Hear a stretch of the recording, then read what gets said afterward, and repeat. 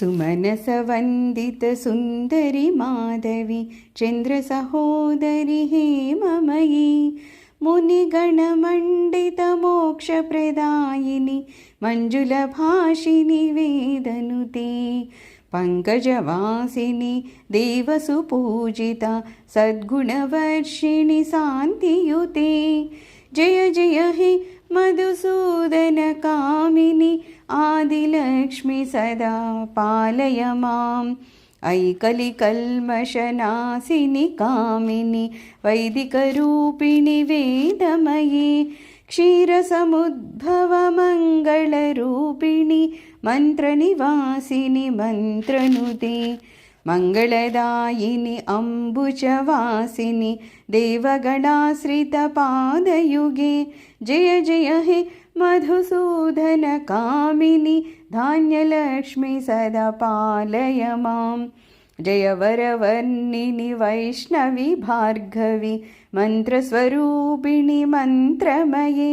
सुरगणपूजित शीघ्रफलप्रदा ज्ञानविकासिनि शास्त्रनुते भवभयहारिणि पापविमोचनि साधुजनाश्रितपादयुते जय जय हे मधुसूदनकामिनि धैर्यलक्ष्मि सदा पालय माम् जय जय दुर्गतिनाशिनि कामिनि सर्वफलप्रदशास्त्रमये रथगजतुरगपदादिसमावृत परिजनमण्डितलोकनुते हरिहरब्रह्मसुपूजितसेविता तापनिवारिणि पादयुते जय जय हे मधुसूदनकामिनि गजलक्ष्मी सदा पालय माम् ऐ खगवाहिनि मोहिनि चक्रिणि रागविवर्धिनि ज्ञानमये गुणगणवारिधि लोकहितैषिणि स्वरसप्तभूषिता गाननुते मनुजसुरासुरमानववन्दिता तापनिवारिणि पादयुते जय जय हे मधुसूदनकामिनि सन्तानलक्ष्मी पालय माम् जय कमलासनि सद्गतिदायिनि ज्ञानविकासिनि गानमये अनुदिनमर्चितकुङ्कुमधूसर भूषितवासितवाद्यनुते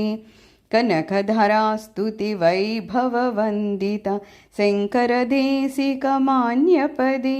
जय जय हे मधुसूदनकामिनि विजयलक्ष्मि सदा पालय माम् प्रणतसुरेश्वरि भारति भार्गवि शोकविनाशिनि रत्नमये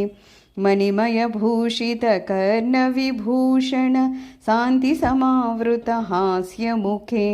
नवनिधिदायिनि कलिमलहारिणि कामितफलप्रदहस्तयुते जय जय हे मधुसूदनकामिनि विद्यालक्ष्मि सदा पालय माम् धिमि धिमि धिं धिमि धिं धिमि धिं धिमि दुन्दुभिनादसुपूर्णमये घुं घुं गुम गुम घुं गुम गुं गुम शङ्खनिनादसुवाद्यनुते